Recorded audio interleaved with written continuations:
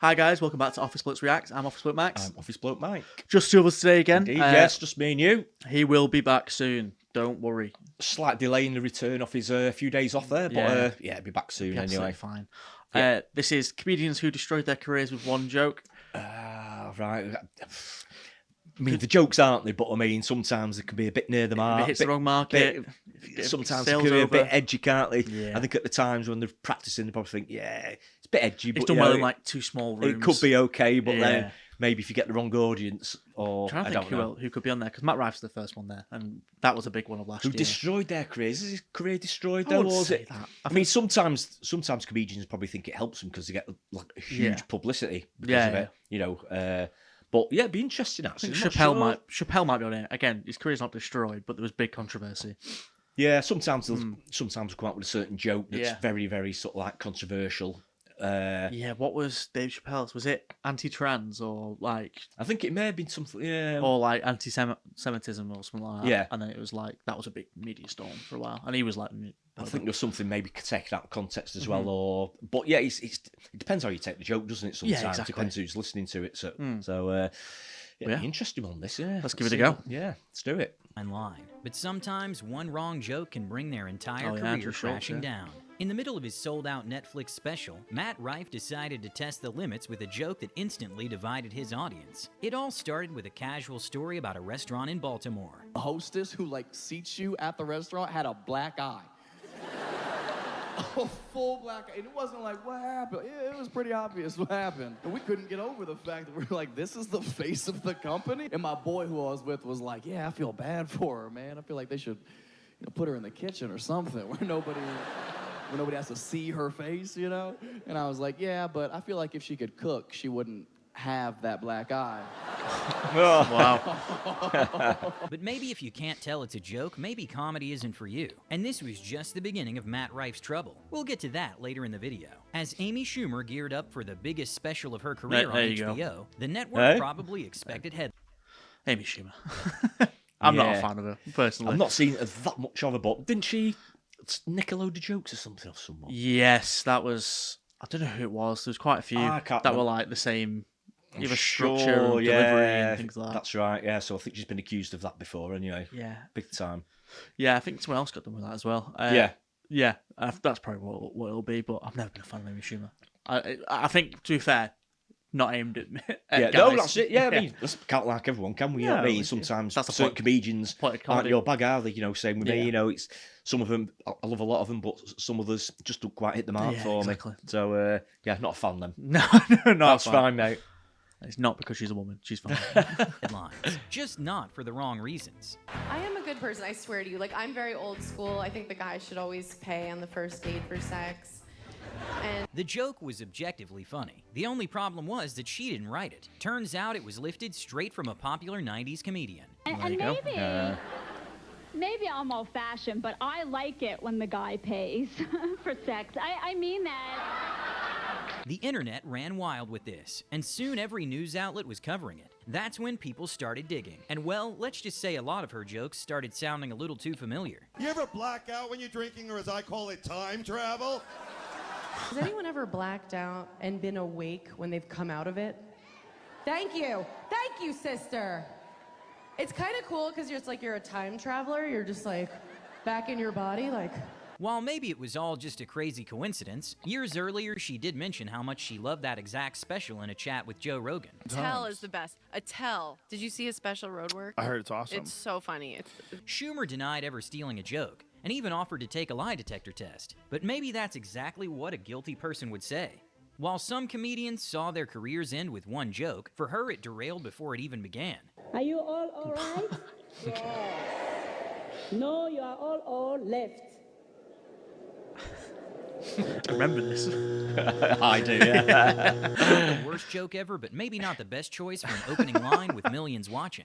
Kathy Griffin's career came to a screeching halt after she posted a photo of herself holding a severed Trump head shortly after he took office. The backlash was immediate. CNN dropped her from their New Year's Eve special. Sponsors pulled out, and her tour dates turned into an apology tour. I just want to make people laugh. That's all I want to do.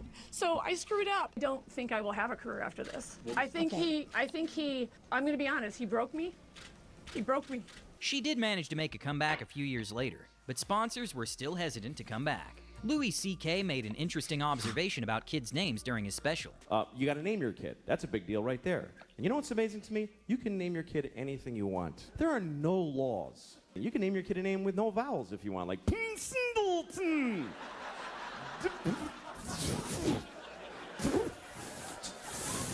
Just 40 F's, that's his name.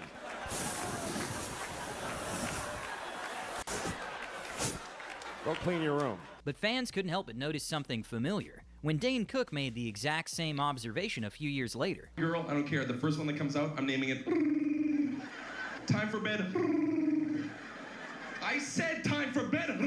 And if that wasn't bad enough, Joe Rogan, who just happens to be one of the biggest voices in comedy, called him out for joke stealing, making it impossible for Dane to fully shake his reputation. I turned around on him when that whole Louis C.K. plagiarism thing came out, and there's a lot of shit going on. Stole something from Louis? Oh, yeah, like a lot of things. After comedian Andrew Schulz... I remember him... I think we did a video of it, of him going on stage and calling someone out. Yeah. I don't know if that was the guy, though. But I remember Louis C.K. didn't really get cancelled for that. It was for other things. I was going to say, he's done worse than that. Yeah, I was going to say, that's not what was the issue. No, I think he's had other issues to deal with over the years. That might have ended his career. May have had something to do with it. But he's sort of come back from it all right now, hasn't he? I think he's... Did he win a Grammy? I think he won a Grammy recently. I mean, he's back on doing stuff again, isn't he? And I think he's sort of gotten over it, I think, hasn't he? I think most of the time now you can just kind of lay low for a bit and then sort of come back up. Yeah. Like, Kathy Griffin came back, so... Yeah, depending what it is, but sometimes just keep a low profile. Just stick to the club circuits. Yeah. Be fine. Yeah, the everyday sort of like run-of-the-mill towns and stuff would probably still accept you, of course you probably wouldn't care less, would they? So yeah, a lot of people didn't really care. I think it's the big TV stations and things like that. They're the ones that have second thoughts about it. That's the image of the network. Yeah, of course it is. Yeah, they've got their image like to think about. But if it's just like your local towns and stuff like that, it doesn't matter to them, does it? I know what you mean. I think I remember, if it's the one I'm thinking of, this happened like last year, I think. Oh yeah, with Andrew Schulz. Yeah. Right. Okay. Invited 2 UK comedians onto his podcast, the conversation took a turn toward a viral TikTok trend called the Black Girlfriend Effect, a wholesome trend showing white guys leveling up thanks to their girlfriends. But Schulz took some jokes a little too far. All of a sudden he's got buzz cut, like clean shape up. Glows up, bro. Yeah, I like that. I like that. They shave their hair because they start losing it. Because they're so stressed being around this black girl complaining about it all the time. That's why they gotta shave their hair. Nah, bro. White guys with black girlfriends, they grow a beard because there's more cushion when they get slapped the fuck out of. The podcast caught the attention of Kendrick Lamar. He fired back with a line in his song that led to Schulz's cancellation, saying, "Don't let a white comedian talk about women." Andrew started off his response by making a fair argument about the hypocrisy of a rapper policing how anyone talks about women. Rappers are telling comedians we need to be more respectful to women, so we gotta sit back and reflect. Yeah. Do you know what I mean? They're the most pious group. Listen, nobody has respected women more than rappers, okay? Grouping Kendrick with other rappers wasn't exactly his strongest move, but fans mostly saw where he was coming from, until he took things way off track, shifting from debating lyrics to talking about Kendrick's height, and how he'd handle him in a fight. Just Kendrick. I would make love to him, and there's nothing he could do about it. Just Kendrick Lamar, I would make love to him, and the only thing that he could do is decide if it's consensual or not. That's the only thing he could do. That's pretty bold, isn't it? I just won't get into an argument with Schulz. No. It's just, what is the point? No. You think he's going to be all there's no limits with him, is there? No. There's no limits at all. But I remember when that came out, because I used to watch the two guys that were were the guest on the podcast. Oh yeah, they're massive. They're like they've got nearly 2 million subs. Oh really? UK. Wow. They're from London. Yeah. I think one of them used to live up here and record it here. Oh really? On episode like 400. But they took a view bomb. Oh, did they? Came back. Yeah. But they still get like 400k views on a podcast. Yeah. It's not bad. Not bad going. But is it? Yeah, don't ever get involved. No. I mean, he's absolutely lethal, isn't he? Yeah, Schulz, absolutely. Really is. Kendrick, if it's me, Kendrick, no. One of his co-hosts called it. This moment wasn't Andrew's brightest move. Even celebrities like Meek Mill and Ice Cube's son jumped in, dragging Schulz. But then false allegations started flying, which he quickly shut down on his podcast. But now they make it racist. They try to make me a... Did you guys see this? Yeah. This is hilarious. So one of my exes, she has been turning 29 for the last 5 years. I don't know if it's because, Hollywood isn't great to people that are trying to make it and they're in their 30s or whatever. But they looked at the ages and they're like, oh, she's 29 years old still. And they're like, oh, she must have been 16 when they're dating. I go, 16? I was on 5 shows on MTV when we were dating. How am I in a public relationship with a 16-year-old? There's her on X Factor saying she's 23. And I'm like, wait a minute, this girl's lying about her age. They believed the lie. Now they're posting it, trying to turn me into Ice Cube's son tries to post some shit. Oh, yeah. And I just put right under it. I'm like, why don't you look up Google No Vaseline by your dad? And now he's in the comments explaining himself. Well, technically, that was a joke. It was a metaphor. It wasn't a... While Andrew lost thousands of fans, it was not a career ender, as this drama boosted him into mainstream media and gained him even more notoriety. While most people would consider it a minor slip-up, for Charles Rocket, who was on the rise as a cast member on SNL, it was a career killer. In the middle of a live broadcast, he dropped an F-bomb and the reactions from his fellow cast members say everything. I've never been shot in my life. I'd like to know who SNL does not take cursing lightly, and that single moment led to Rocket's firing. It was a huge blow to his career that proved hard to come back from. A comedian guesting on a YouTuber's podcast didn't just cost him thousands of fans. It played a role in the downfall of one of the biggest podcasts in the space. It all begun when Bobby Lee cracked a few jokes at the expense of co-host George Janko. Put me on a very strong map, and it made a lot of my avenues blow up. So I'm very blessed, but I didn't know I was going to be here. So it's like that's... You done? It was just a long monologue. He was just waiting. Let me just say something. I loved what you were saying. It was just very long. First of all, don't touch me. Yeah. Do not touch me. My bad. Thank you. All right. But, yeah, we just need writers to edit that down. I'm sorry. Essentially, it was a really good monologue. Usually when I do my comedy, I don't have writers in the room. I actually write my own stuff.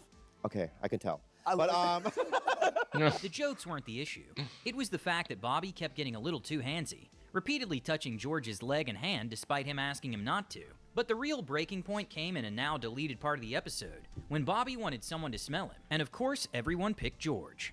I'm single now, and I've been... You want to smell my... One of us in this room will. Yeah, smell my... I have no cologne here, but I sprayed the fuck on my... I'm not going to pull it out. I'm going to just do the underwear. Question.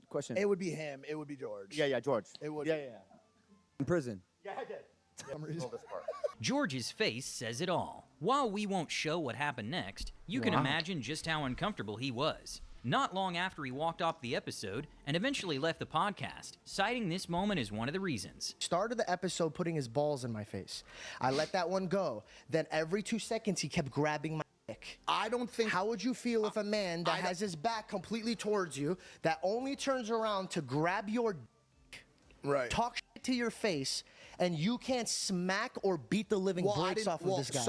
Because Logan makes me apologize to this man, or I don't have a job on Impulsive anymore. Eventually, George and Bobby Lee hashed things out, and Bobby personally apologized to George on his own podcast. But the damage to his reputation is still there, as even on recent posts you can see comments referencing the situation. Going back to Matt Rife's cancellation, after his domestic abuse joke didn't sit well with fans, he doubled down with a joke ad for special needs helmets to protect people from his jokes. Things quickly spiraled when even his alleged plastic surgeon made a joke about it. Wow. This might seem like a HIPAA violation, but since he didn't name names, just heavily implied it, he's in the clear. Wow, that Bobby Lee one's crazy. Like, I remember hearing about the situation, but not like he did that. No, I got out.